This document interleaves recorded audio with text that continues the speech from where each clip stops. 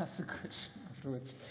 Okay, the next speaker is Dr. Tapas, KD, co-founder and CEO of LipoMedics from Fort Worth, Texas, to talk about an injectable nanoparticle formulation of Valrubicin, influence of lipid and protein composition, drug concentration, storage temperature, and lyophilization.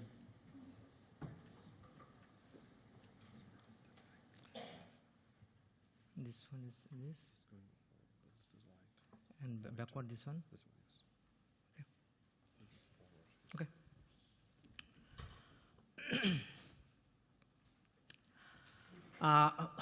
We are a small biotech company based in Fort Worth, Texas, USA. The main focus of our company is preparation of water-insoluble, nanoformulation of water-insoluble drug. And Valrubicin is one of that small molecule, is water-insoluble. So here I will describe that preparation of nanoformulation of Valrubicin, influence of lipid and protein composition, drug concentration, storage temperature, and lyophilization. So coming to the Valrubicin background, it is in a trifluoroacetyl adriamycin 14 valerate, and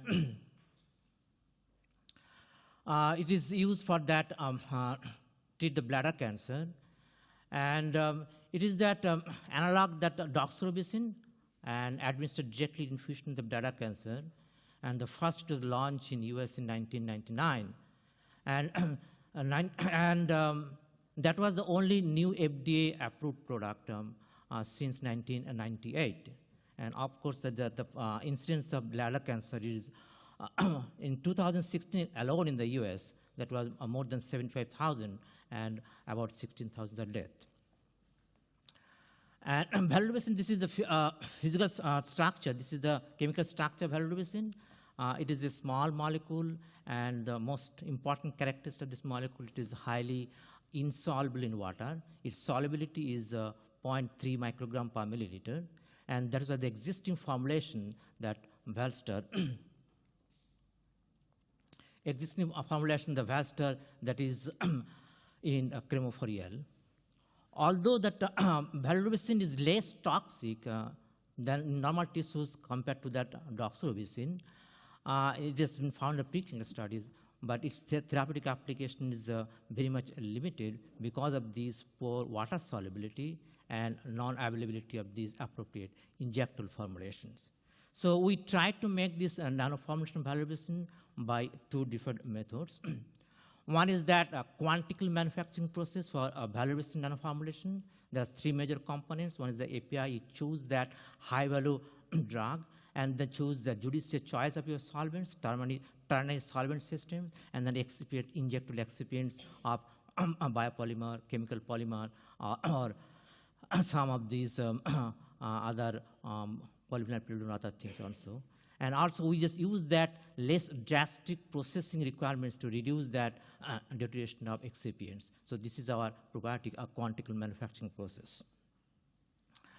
Another method which is used for this making that nanoformulation is that thin film hydration process. It is a very simple one-pot method. You take that phospholipid and Valrubicin ethanol and use a rotary evaporation and then form the thin film, remove the solvent, and then do the hydration with that water or by sucrose solution. And then you just go for the serial filtration, starting from 1.2 micrometer filter up to 0.2 micrometer filter. And then characterize the whole particles. And as this Valrubicin is a colored drug, so we can measure the concentration of this drug by using its absorption at 480 nanometers.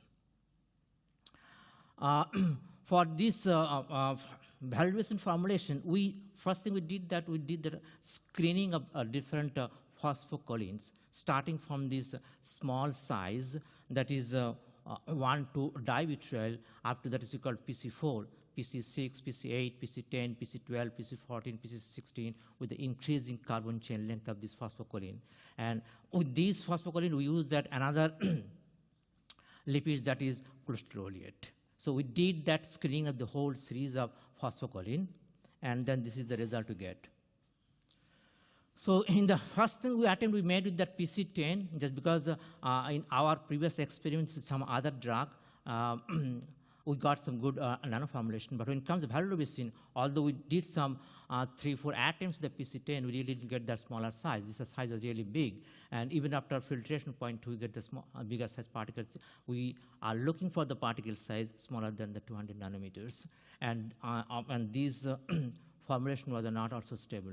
So we just started again doing that with that PC4 up to PC6, and then PC8, PC12. And you can see only that on PC6, in that when you just have that double of these concentration for these PC6, 50 milligram, 2.5 milligram Valrubicin, and 500 micrograms of acrylate, we get the really smaller size particle, around 137, 140 nanometers. And the interesting thing is that even these particles, you got the small size particle, but over time, if you keep it for 24 hours, particle size increases at room temperature, but at 4C, it still remains okay.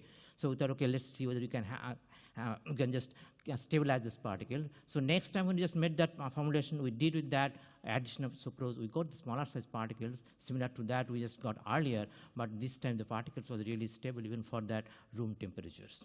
So we got that PC6 produced nanoformulation with the smallest size, and then also the formulation also stable for 24 hours at room temperature. And these are the filtration also. We checked the filtration. All this formulation was really very easily filterable. Specifically, when you look at that PC6 also, they're easily filterable through small filter or large filters. And this is the size distribution of these formulations. These are that, one is that volume distribution, and one is that intestine distribution. We get the really narrow size distribution, and the particle size is around 150 nanometers. And once we get the formulation, we need to check that stability of those formulations. And you can see that at time 0, the particle size is around 150 nanometers. And pre-lyo, that is that black one, it is stable as long as for almost close to 1 day. And in the post-lyo also, we just check the stability for 300 minutes. And as this Valrubicin formulation is normally used for this bladder cancer, and directly that injecting the bladder and then instilled and kept it there for 3-4 hours. So we want to check whether that formulation is stable for 37 degrees centigrade or not. So we just checked the stability for 37 degrees centigrade, and also it was stable for almost a whole day. And this is that formulation we made, and this is the formulation we made, and we get that. Pre-lyo, and the post-lyo, and the lyophilization also, and then the post-reconstitution. Now, next step is that we just wanted to make that our nanoformulation with Quantico methods, and in that we just chose some 4 different input variables, that ethanol and so organic solvent percentage in the ethanol, human serum albumin, amount of Valrubicin. So these are the range we chosen, and then output variables you have to choose 4 different output variables. The size of the nanoparticles, percent of drug recovered, percent of drug incorporated, that is how much drug is retained in that 0.2 micrometer filter solution. And then when you check the stability, how long that particles, what is the percent change in the particle size. These are the output variables. So these are the 4 input variables, and these are the 4 output variables, and we did some definite screening model. We just, if you want to do the whole entire full factor design, it needs a 64 experiment. So we just went for the definite screening model, the 9 experiments, and come out with this unfiltered size, and then it's recovery, and in the Valrubicin incorporation. There's a wide range of incorporations, and then we just try to figure out, screen out which is the really right conditions. That comes on to the next slides. So these are the least square regression model for the GMP jump analysis. And from that, we could find out that this is that if it's at the 7% HSA and amount of Valrubicin is 7.5, percentage is 10, and the percent of solvent is around 8%, then there will be that we'll get the minimum particle size, and then also we'll get that good stability. Almost there is no change in the over time. So. So with that jump, we use for the 9 experiment for the definitive screening and optimum values for the these input variables were percent HSA 7%, percent ethanol 10%, and total organism 8%, and Valrubicin was 7.5 milligram per milliliter. And with, before just doing this experiment, we thought, okay, Let's see some of these, because this formulation was a very high concentration. What is comes the Valster, that was 40 milligram per milliliter. So we wanted to make the formulation with that less amount of HSA, and then when you do the reconstitution, so that we can do the reconstitution smaller volume, so that we can get the higher concentration of drug. So we did some experiment with that different amount of HSA, with the lower amount with the 5%. And then 2.5% and 5%. So, and we can see in all these cases that we get that smaller size particle, and then after lyophilization reconstitution, so this is a smaller size particle, and they are stable for the 24-hour at room temperature. This is that this Valrubicin nanoformulation prepared with the different amount of HSA. We get the good cake of this formulation when you just make the Quantico process. And also that this formulation has that really high Jitter potential, and that is the reason it was really very stable formulation. And this being, we are planning for a administration of this formulation for that intravesical installation, and and also we want to make that drug filterable through 200 sterile filterable. So we want the particle size 200 nanometer. So we have decided the quality drug product profile should be less than 200 nanometer, and we want that really small, narrow size distribution. So it has to be less than 0.2, and also the reconstitution time should be less than 20. And for the small lab scale, we just decided that the filterability should be 10 milliliter in 30 milliliter 0.2 micrometer syringe. Because if you know that this, if the 10 milliliter can pass through that, I think it is a really good filterability. So and we are planning for a formulation that which has that API in the vial 200, and it's that human albumin for 2,000 milligram, so that in the 4 vials you can have that one dose for the for dosing one time. So for this Quantico process that we got a formulation that is around 100 nanometer size, and is stable for 24 hours, and got a good recovery, and is lyophilizable. Also lyophilized formulation is 24 hours at room temperature. So these are the future plans that we are just planning for writing SBI grant, and also do more experiment for that stability at 37 degrees centigrade. And more importantly, that we want to check the efficacy of the formulation in different cell lines, including bladder cancer and pancreatic cancer. And this is my colleagues, Sharda Pravalkar, Gary, Steve, Zachary Im, and Wang Tru. Thank you for your attention. Thank you very much. We can take one question. Yeah, Peter? Thank you for the presentation.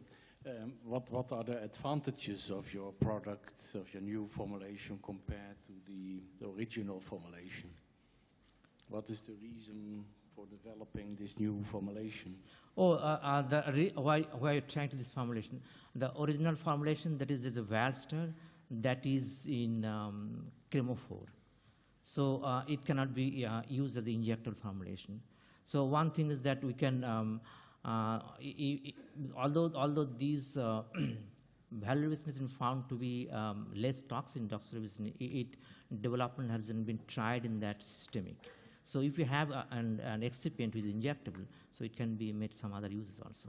Because there's already literature information that in some of these preclinical studies that these Valrubicin is better than that doxorubicin. So that also another use you can use. And then you can replace that already chromophore-based formulation, you can replace that one. Thank you. Okay, thank you very much.